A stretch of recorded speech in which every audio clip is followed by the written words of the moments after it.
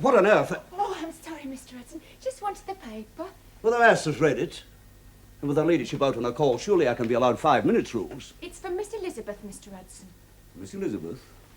And what does she want with the Times newspaper? She wants to see the business bit about stocks and shares and that. Absolute nonsense. Another of her crazies, I suppose. What'll it be next? Football, perhaps? Chelsea for the cup? There is no cause for you to be impertinent, Rose. Off you go now.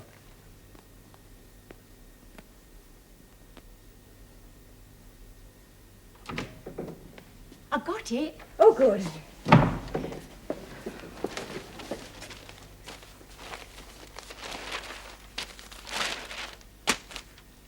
Kaffirs, lively but unreliable.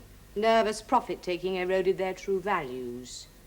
A bullish sentiment prevailing in American rails. Some operators burnt their fingers in Balkan oil. Oh, I'm afraid that's me. Beware of dabbling in Balkan oil, Rose. I'm sure I don't know what you see in all that. It sounds like a foreign language to me. It is. Mr. Karakin is teaching it to me. Oh? Thought you said you didn't like him. No, I don't exactly like him, but he has got a sort of animal magnetism. And he is being very helpful about my investments. Great Aunt Mary left me a few shares, and it's most important that I understand all about the city so that I can make money on them. I'd have thought you had enough of that already. Oh, no, Rose, not half enough. Not of my own. Without money, I'll stay trapped here in the fond embrace of my family until I just fade away into nothingness. I've got to escape. You don't have such a bad life. But I'm so useless. I'm so bored. I have a horrible life. What about me, then? You've got a job to do, Rose. How I envy you. It's yours any time you like, Miss Lizzie. You don't see how lucky you are. No, I don't. Your frogged sealskin, Miss Elizabeth? I mean, when you've cleaned and dusted the morning room... And the drawing room and the stairs, changed the linen sink... You can say to yourself proudly, I, Rosebuck, have done all this by myself. Gosh, look at the time. I must rush or I'll be late. Mr. Karakin likes punctuality. From what I've heard of him, that's not what all he likes. You mark my words. He'll want his pound of flesh. Rose, sometimes you really are rather a goose. I will not go. Margot, please. You were not asked here in the first place, and I thought we had agreed that it was wiser not to meet again. I can't do without you. You've managed to do without my 4 or 5 predecessors. Oh, what a vile, cruel thing to say. After all I've done for you. Without me, you wouldn't exist. Socially, I mean. And without me, you and your husband would be bankrupt, instead of very comfortably off indeed. It was a mutually convenient arrangement, and it is now over. Oh, don't say that, please. I do say that. There's my visitor now. Please go. I shall wait for you in the bedroom. You will not. So I've been replaced already. If you don't go immediately, I shall telephone your husband. Good day, Hello, Doris. Can I see Mr. Gray? It will be necessary to wait a bit. Just take my food. I will be serving you. Dirty little Jew boy.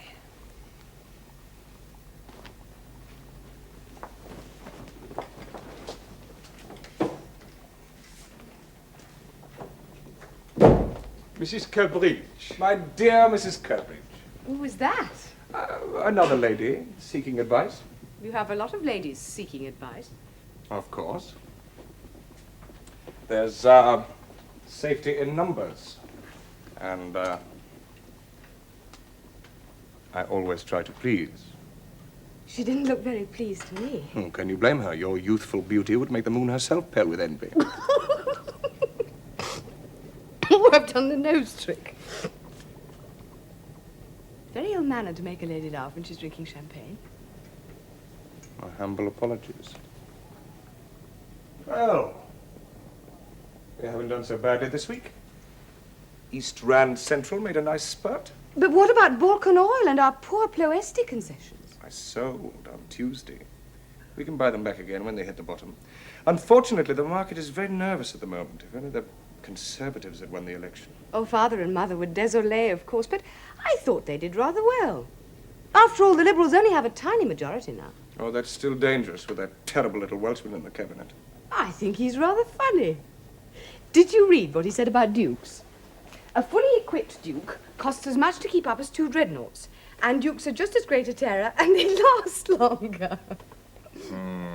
All the same, Lloyd George and Churchill are spending more on unemployment insurance than they are on rearmaments.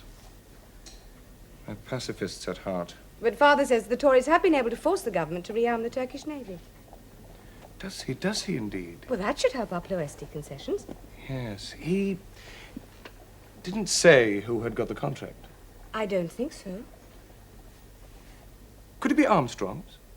Armstrong's? What are they? You know, I think it's very fortunate for this country that people like your father and your grandfather have always had such a say in defense matters. You seem to have studied the history of my family. Oh, I like to know the form before I place a bet. Are you betting on me?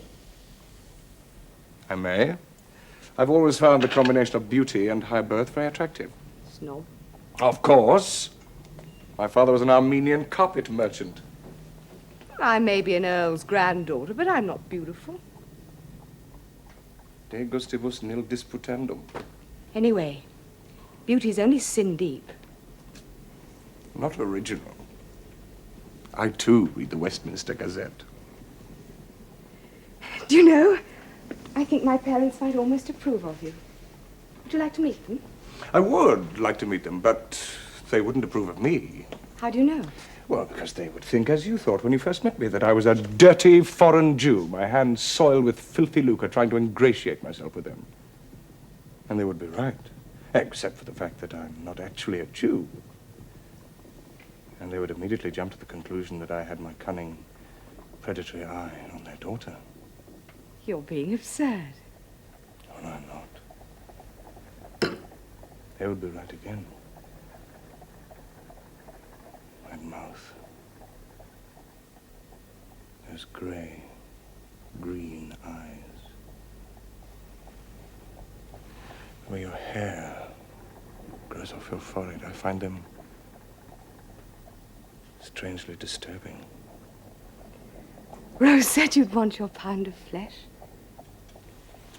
Rose, not without a thorn, but percipient.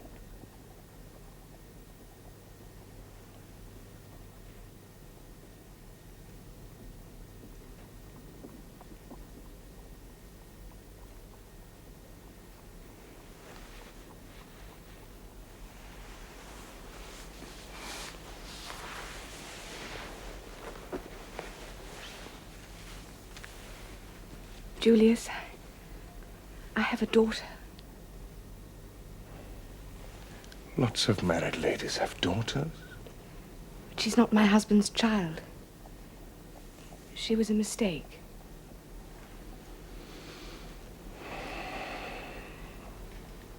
We won't make any mistakes. Elizabeth.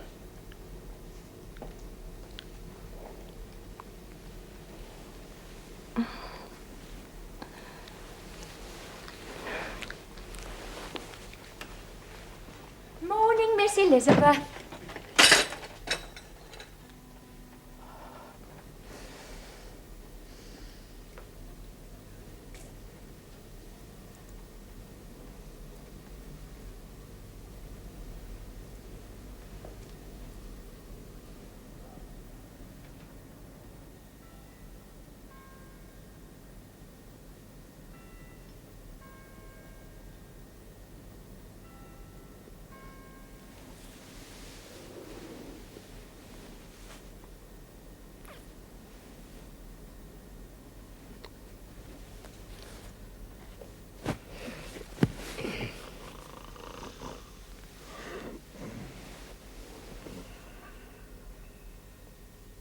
The light of all the love in the world seemed to flood the lady's face.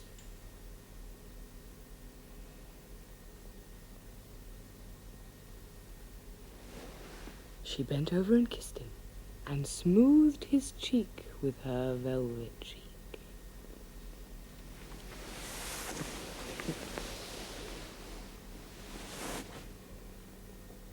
She moved so that her curly lashes might touch his bare neck. Shh. Then a madness of tender caressing seized her. She purred, as a tiger might have done, while she undulated like a snake. She touched him with her fingertips. She kissed his throat.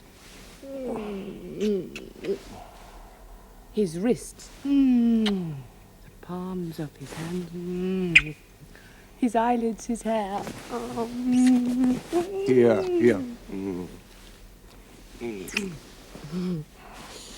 Strange, subtle kisses, unlike the kisses of women.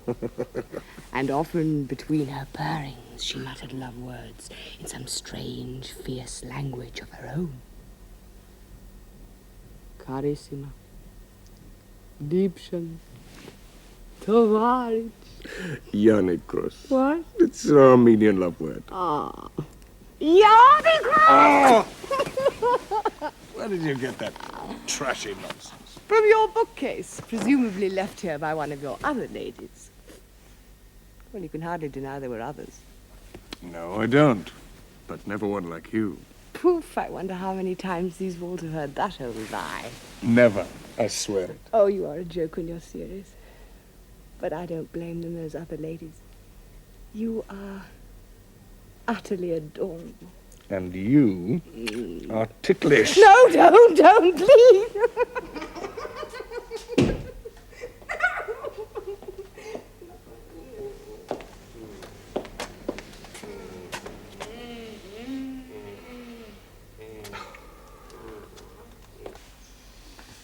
And I begin to wonder. Oh. Your parents? Or do you often do this?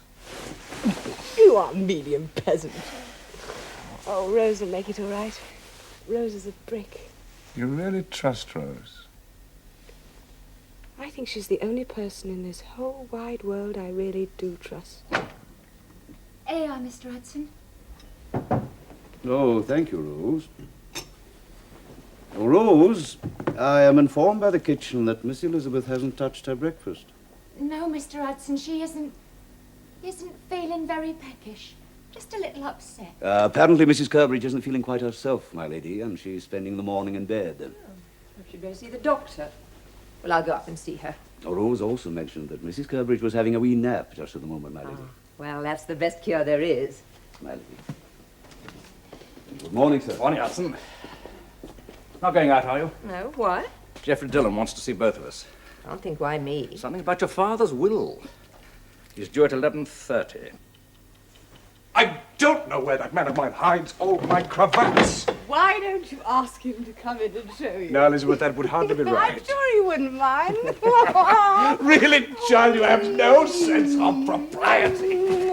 Oh, come back to me. Forget the dull old city for just one day. You don't seem to understand. The market has already been open for over an hour. I've missed one important meeting already. And the Kaffir's consul's dividend is being declared in an hour. Oh, disaster. Think of all those lively but unreliable Kaffirs running wild all over the floor of the stock exchange without you there to calm them. I know. I will come to the city with you. One moment I shall be a bear, growling and snarling and pulling down Kaffirs and consuls and foreign rails by the million with my sharp, ruthless claws. And the next moment I shall be a bull, charging in among all those jobbers and brokers and stuffy old top hatters, tossing portfolios of equities and industrials high in the air with one flick of my gilt-edged torch. Goodbye, Elizabeth. Loris will look after you. Can I come back? Of course, my darling. Tonight? Yes, not too early. After 6. Now, under the terms of your father's will, of which I am the executor, the principal beneficiary is your brother Hugo, the present Lord Southwell. Yes, of course.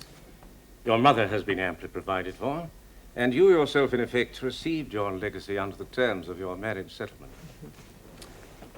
I should explain that the bulk of the estate, the land situated in Wiltshire, the freehold property in London and Bristol, the heirlooms, pictures, furniture, etc., belonging to the family, are entailed on your brother and his heirs, and are not therefore realizable for the payment of death duties, which, I'm sorry to say, are considerable, owing to the new and, I'm bound to say, punitive legislation introduced by the present Chancellor. Oh, that thief, Lloyd George. Quite. In a codicil to his will, your father laid it upon me as a trust that the estate should be handed over free of all debt, so that on his succession to the earldom, Lord Ashby should be clear of all financial embarrassment. We all know Hugo's in debt. Over £100,000. What? I have to raise a great deal of money, quickly and in cash. Now, there are 17 leasehold properties, all here in Westminster, purchased by your father, Lady Marjorie, in 1872, and not within the entail. I shall be forced to put them on the market immediately. This house is among them. I thought you should be acquainted with this fact at once. You mean you're going to sell this house? The remaining 60-odd years of the lease. But my father meant me to have this house for my lifetime. He's often told me so. You can't sell it. I'm afraid I can and must. His assurance to you, though I'm sure it was sincere at the time, is not reflected in his will, nor was his intention incorporated in your marriage settlement. I'm sure if we pay Hugo a proper rent, he'll agree to let us go on living here. Yes, I'll talk to him when he gets back from Canada. Elusive as your brother is apt to prove, I have been able to contact him while he was staying in a town called Calgary for some cattle show. He will not be returning before the summer, and he has accepted my suggestions in their entirety. Then I shall also contact him immediately. As you will. Naturally, you will be offered first refusal on the purchase of the lease. For how much? On the open market, it should realize some £5,600. £5,600? We shall have to pay for it out of my wife's marriage settlement. Not unless you make application to break the trust, which I, as a trustee, should strongly oppose. As you very well know, Richard, the capital is settled on your 2 children, though, of course, Lady Marjorie, you receive the interest during your lifetime.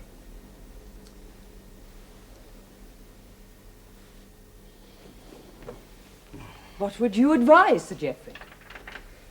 In this matter, I am acting on behalf of the Southwold estate. It would be most improper, not to say unethical, for me to offer advice of any kind. I must be on my way. I am sorry to bring you news which I realize can hardly be agreeable, but I have my duty to do. Why? Oh, Hudson, please show Sir Geoffrey out. Yes, sir. Perhaps you care to consider the matter and let me know your decision within, say, 2 weeks? Goodbye, Richard. Goodbye.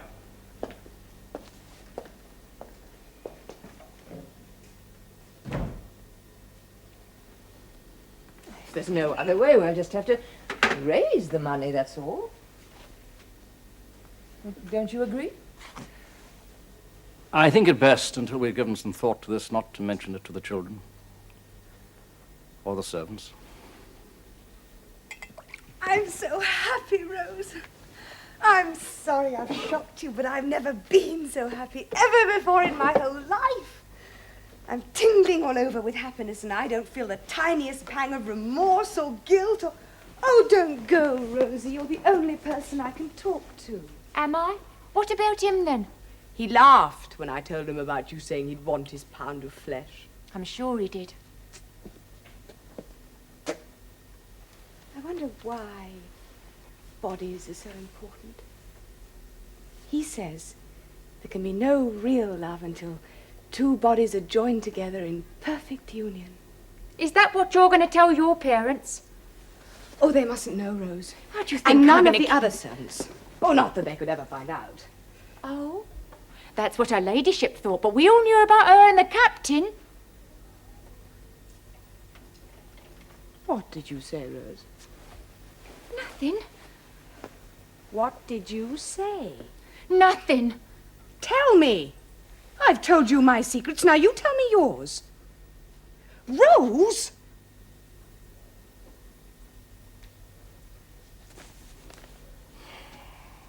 Where's Elizabeth? She's not down yet. Apparently she's not feeling very well. What again? I hope there's nothing really wrong with that girl. Oh, I think it's just, well, she's very highly strung. As though we haven't worried enough. She's been with her. through a Of lot. course she's been through a lot, but whose fault is that? Not ours, surely. It's no good bringing all that up. We've got to go on helping her. I'm sorry, I thought we were. We provide food and lodging for her and her child, not to speak of nanny and a nursery maid. We pay her husband a reasonable pension to keep him happy, and I still pay her allowance. Well, in spite of the fact that she's married, 23, has capital of her own, and I... Morning, Elizabeth. Good morning, Mother. Good morning, Father. How are you feeling, darling? A little better? What? Oh, yes, much better. Thank you, Mother. It was just a... I don't quite know what it was. Luncheon is served, Thank you, Hudson. There we are. Come along. Father, I want to ask you something. Yeah? When we help the Turks to build their lovely new navy, who do you think is going to get the contract? What an extraordinary question. Well, since you want to know, I feel fairly sure it'll go to Armstrong's. It is Armstrong! You're brilliant. Now, don't take off your coat. We're going out. Where? What for? Oh, I think you deserve a present. A present? What sort of a present do you need? Oh, very special sort of present. Tell, please. Oh, no. Come and see for yourself.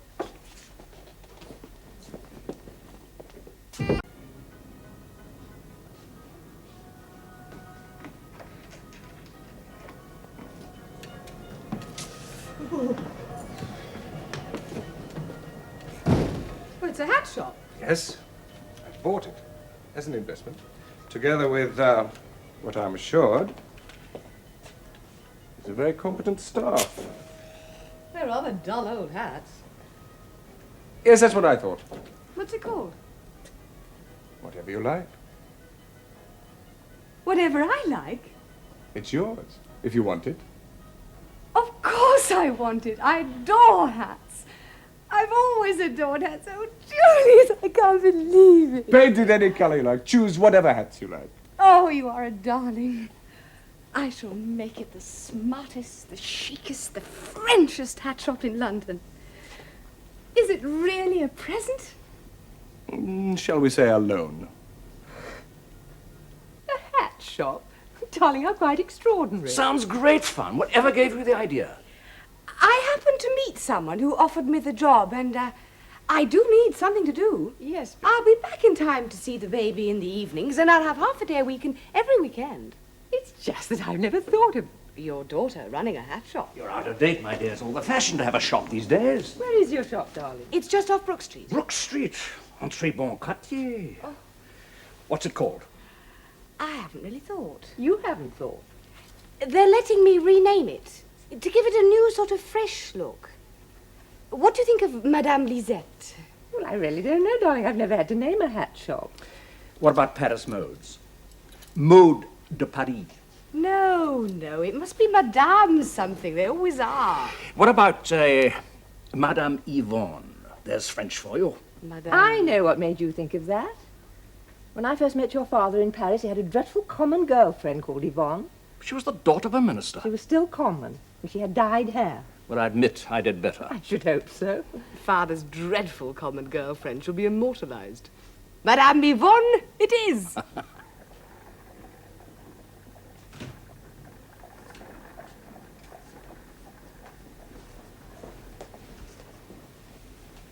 Can I help you, madam?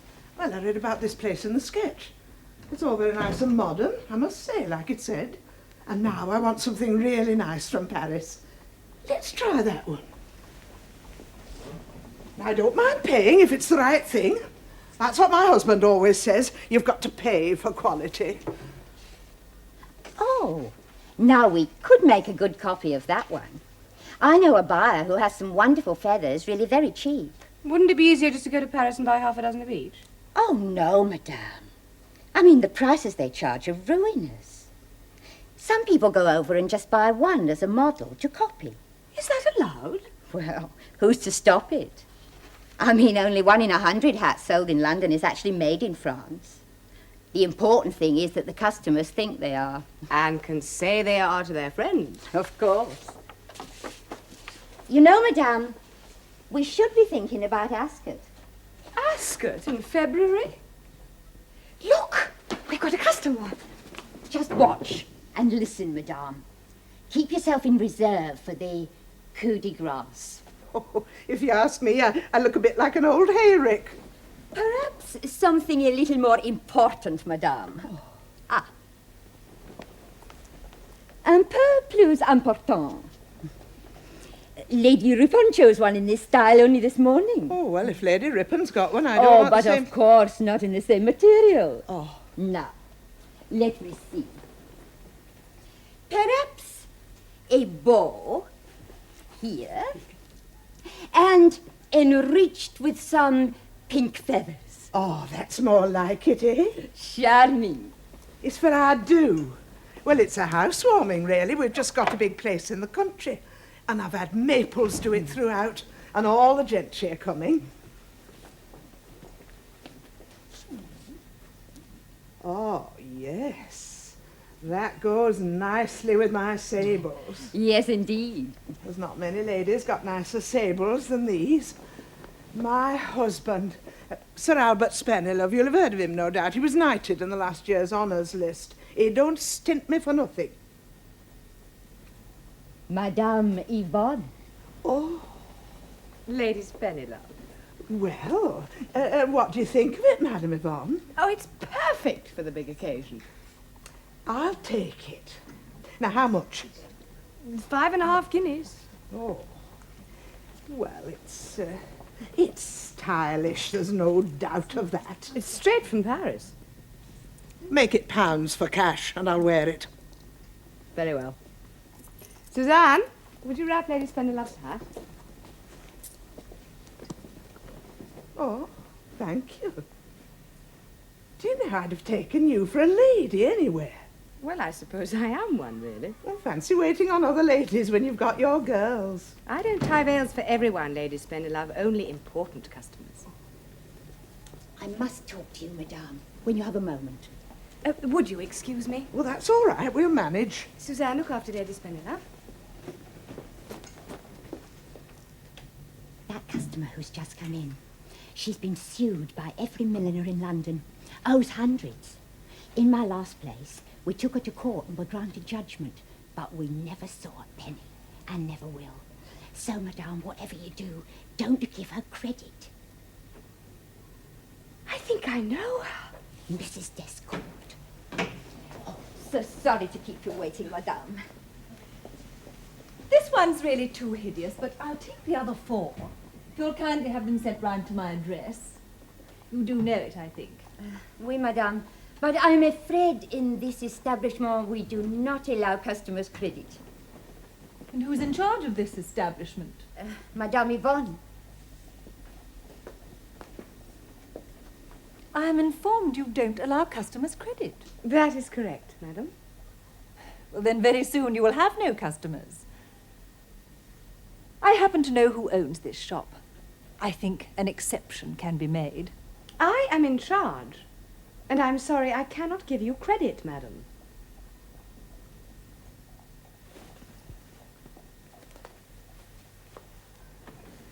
Excuse me, but you... Aren't you the Bellamy girl? Yes, madam. Mrs. Descourt, Madame, she's stolen that hat. her own has 7 feathers. Properly dressed, they're worth far more than the one she's taken. She won't get them back till she's paid the bill, which is never. You're very clever, mademoiselle. You have to be, Madame, to survive in this business.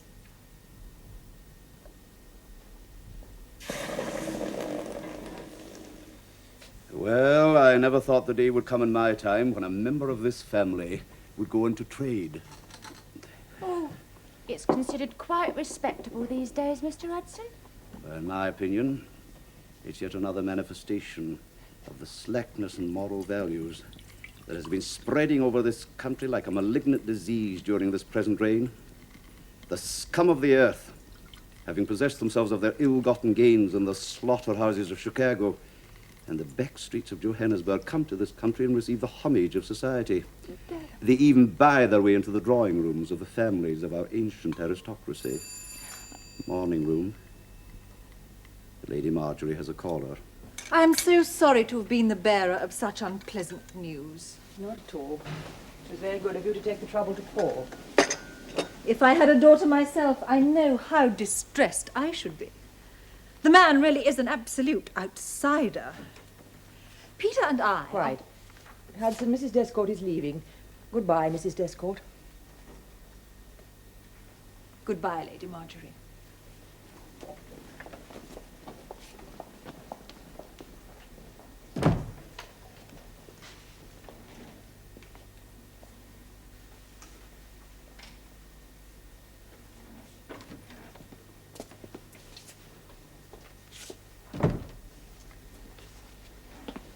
I've been to see Evans at the bank. There's not a hope in hell of raising that money. I think it's absolutely monstrous, Hugo, treating you like this, his own sister. He probably couldn't help it. Well, of course he could help it. Price of this house means nothing to him, nothing at all. He'd happily lose that amount in one evening playing cards. He's thoughtless, that's his trouble, always has been. It's no good getting cross about it. No. After all, we're very lucky to have lived free all these years. We'll just have to use some capital. No, we can't touch your marriage settlement. I really think Dylan might have done something about that. Are you listening, Marjorie? I'm sorry. And there's not that much of our own left to play with. It's been dwindling away at quite an alarming rate these last few years. Surely we could borrow something other than from the bank? Only at an extremely high rate of interest, which I simply can't afford.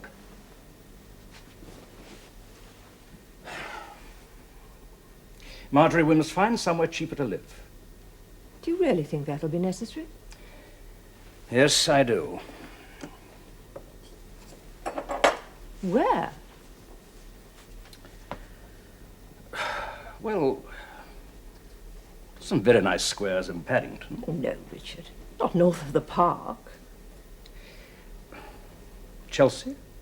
Well, only hooligans and artists live in Chelsea. Kensington. I had a governess once lived in Kensington. Oh dear, how depressing. Yes, I'm afraid it is. Who was your caller? A woman called Mrs. Descourt. Oh, of course. I thought I recognized the face. I believe she gives poor Peter Descourt the hell of a time. She was hailing a cab. Quite extraordinary. She came to tell me that Elizabeth is living with a man called Julius Karakin. Do you really think that's true? She's a dreadful gossip. Well, why should she bother to lie about it?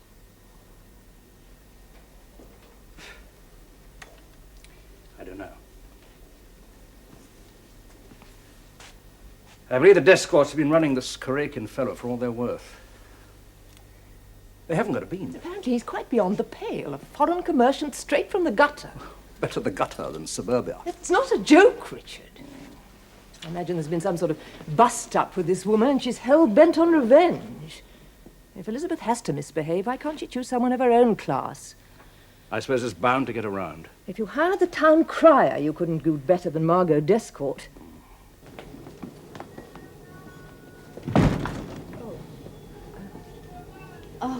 Oh, I'm so sorry, madame. I'm afraid we are closed. No, it's quite all right. I've just come to see my daughter, Mrs. Curbridge. Oh. Oh, I'm ever so sorry.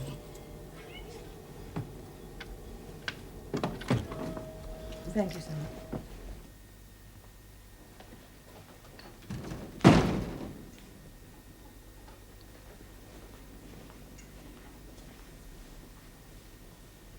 Elizabeth. Mother!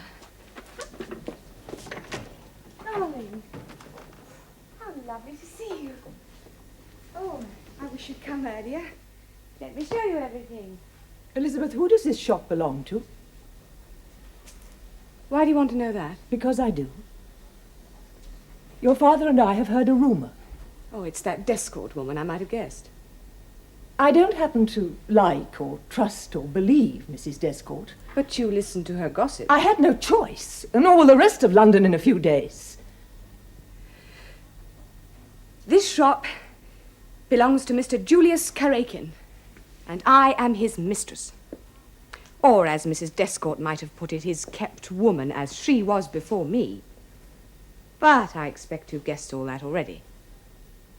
Because you don't know him, you think he's a common little foreign upstart businessman, and dishonest at that. Because I know him, I can tell you that he's funny and intelligent and generous, and as much of a gentleman as any of your friends, and I've never been so happy in my life. I knew that you and Father wouldn't approve of him. That's why I didn't tell you about him. Look, you better come inside. Oh, don't worry, Mother. You needn't look over your shoulder. He's not about to pounce on you from the shadows. He's not coming this evening. He's got a dinner or something. Don't you see he's just a climber? He's using you. Of course. I'm using him. We're very frank about it. You could never marry him, darling. No, that's a definite asset in both our eyes. Don't you see what damage it'll do? Oh, you mean to you? To the family escutcheon? I should have thought that after all my previous misdemeanors, there was hardly a square inch left for me to blot. Or is it then? Oh, Elizabeth, please be serious. It's yourself you're damaging, your whole future. You'll become an outcast. You'll lose all your friends. Perhaps I shall discover who my real friends are. You won't be received in society. You won't be able to go anywhere ever again. Oh, if you mean set my foot on the squadron lawn or strut about like a bedraggled peahen in the royal enclosure at Ascot, I shall be delighted. Of course I didn't. And the thought of spending endless weekends making polite conversation with the hunters and shooters makes me positively groan with boredom. But, darling, if you ever wanted to get married again... You've just said it, Mother. I'm unmarriageable. By an unfortunate accident, I have a child by another man, and my husband knows about it. While we keep his mouth shut with a comfortable pension, do you think Lawrence is going to give me grounds to divorce? Why should he? And if I ask him to divorce me, I would be just as much a scarlet woman as I am now. The only hope of getting free seems to be to go out and shoot him. Oh, Lawrence's head would make a nice trophy. I wonder how many points he had. Don't be ridiculous. Oh, don't you see, Mother? I'm trapped. Do you want me to sit at home forever and wither away till I'm a bitter old maid like Princess Victoria? It's all so unfair. If I were a man, it wouldn't matter a bit. Uncle Hugo spent his whole life seducing every woman in sight, and everyone thinks he's a hell of a fellow. But I get pilloried because I go to bed with a man that I like very much. I know, but you should try to discipline yourself, darling. Hundreds of women are in the same position. They're miserable. I'm happy. Anyway, perhaps they don't feel as I do. Why doesn't somebody tell girls about their bodies? You learn about that sort of thing naturally when you're married. Advice to an English maiden on her marriage bed? Shut your eyes, grit your teeth, and rule Britannia. Don't be vulgar. I didn't learn anything on my marriage bed. I know, darling. Your father and I know what you've been through, and of course we want you to be happy. But this is just it's a silly infatuation. You're so much more beautiful than I am. Nonsense. And attractive. Haven't you ever had an infatuation? I've never given way to a mere indulgence. Was Captain Hammond not a mere indulgence? What on earth do you know about Captain Hammond? Rose told me. She didn't mean to. It was just an accident. It just slipped out. And it wasn't just Rose. All the servants knew. Don't you see? We're the same sort of people, really.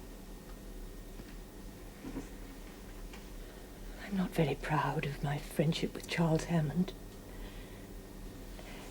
But I stopped in time. I realized what a lot I had to lose. I have nothing to lose that I care about. Your self-respect. I think I've gained that. I never let it become a scandal. I stuck to the rules. Oh, your rules! What hypocrisy! So long as nobody knows about it, it's all right. That's just what Charles said. Did he? I'd like to have met him.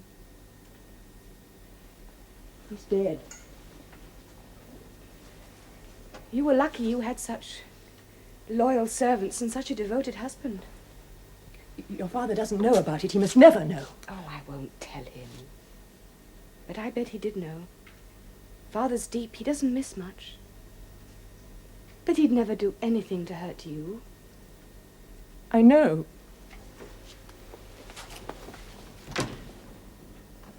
Elizabeth, do something for me.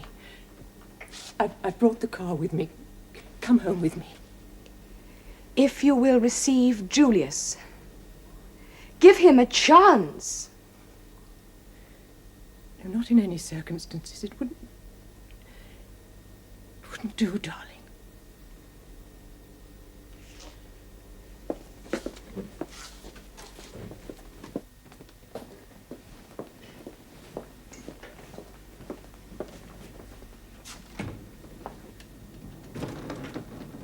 You'd best wash your hands of me, Mother. You'd be much happier.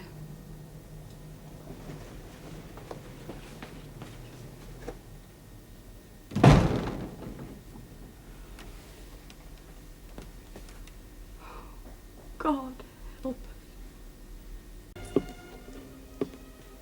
It's a great pity you had to have a disagreement with your mother. Oh, we're always disagreeing. We're like that. It's no good not being honest, is it? Perhaps not, but it's easy enough to break a bridge, and it takes a long time to build it again. If you'd heard the things she said about you, she doesn't even know you. It's quite usual. Well, it shouldn't be. Why are people always so beastly? People like your mother, all her class of persons, they are frightened and a little jealous of us. They see us as a threat to what Lord Northcliffe's young men are pleased to call the bastions of privilege.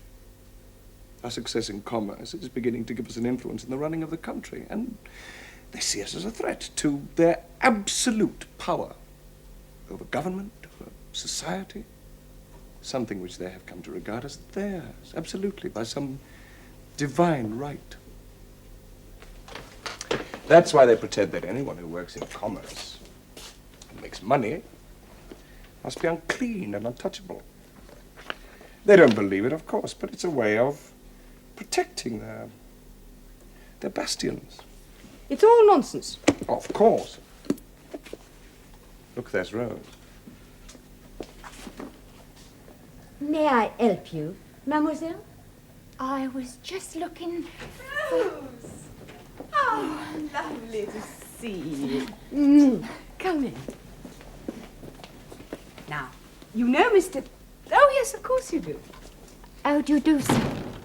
Hello, Rose. I've got to talk to you, please, Miss Elizabeth. Oh, it's quite all right, Rose. Well, it looks like we've got to leave 165. Got to leave the house? Why?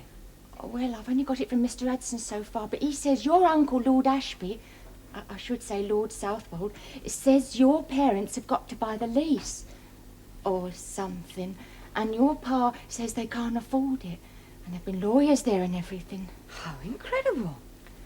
They've been out all morning looking at houses in Kensington. Can you see Mother in Kensington? Well, there must be something in it, and that's the fact. Because Mr. Hudson had us all in for a lecture about tightening our belts, wasting not and wanting not. And I may be going to lose my housemaid. And Mr. Watkins is worried they might sell the rolls.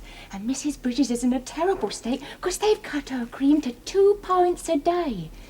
She's talking about retirement and boarding houses by the sea and that.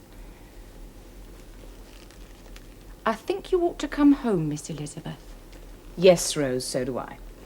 Look, while I pack a few things, you go and choose a hat for yourself. Oh, anyone you like. No, Miss Elizabeth, I can't. Of course you can. I want to give you one. Mademoiselle? Oui, madame. This is a friend of mine, Miss Buck. Bonjour. I want her to choose any hat in the shop that she likes. Of course, madame. Miss Buck, please.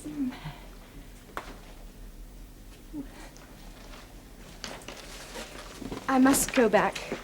You do see that, Julius. I must rush back with Rose. Yes, you must go, but not rush. We live our lives in a series of rushes, like the infant Moses. That's not original. I, too, read the Westminster Gazette. As I imagine Mr. Hudson would say, more haste, less speed. Now, let's just think about it very carefully. Like Rose is thinking about that hat.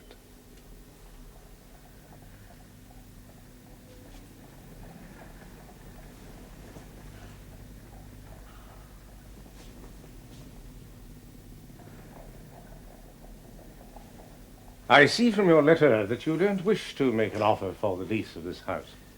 That is correct. Quite simply, we can't afford it. You are quite sure? There's still time to change your mind. In that case, I have a purchaser. Already? Oh, yes, indeed. A very good property at a very good price. Soon snapped up. How soon do we have to give... Vacant possession? Yes, vacant possession.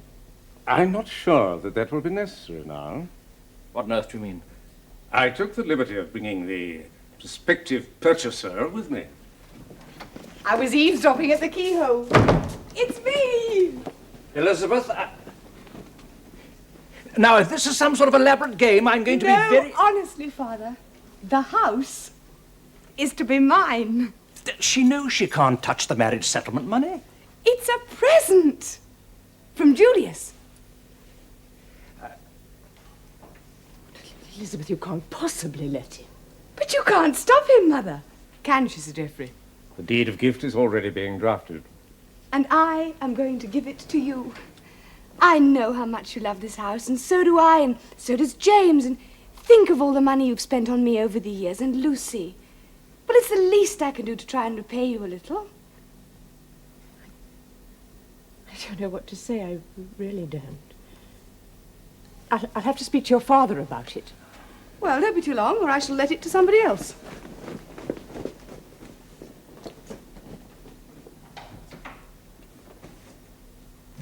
Richard, we can't possibly accept it. Now, just a moment, dearest. Just a moment. Geoffrey, are you quite sure this is all right? Mr. Karakin has already put down a deposit and is quite ready to complete, assigning the lease by deed of gift to Mrs. Kirkridge. Sir Geoffrey, what sort of man is he? Very agreeable, very able. One of the most able men in the city of London, I'm told, and becoming a very rich one. You got along with them all right, did you? My dear Richard, in my profession it would be unwise not to get along all right with a very able rich man. And if I may say so, he's the sort of man who could be very useful to the Conservative Party in the future. Very useful indeed. Well, Rose, I must say I find it all very peculiar. Very peculiar indeed.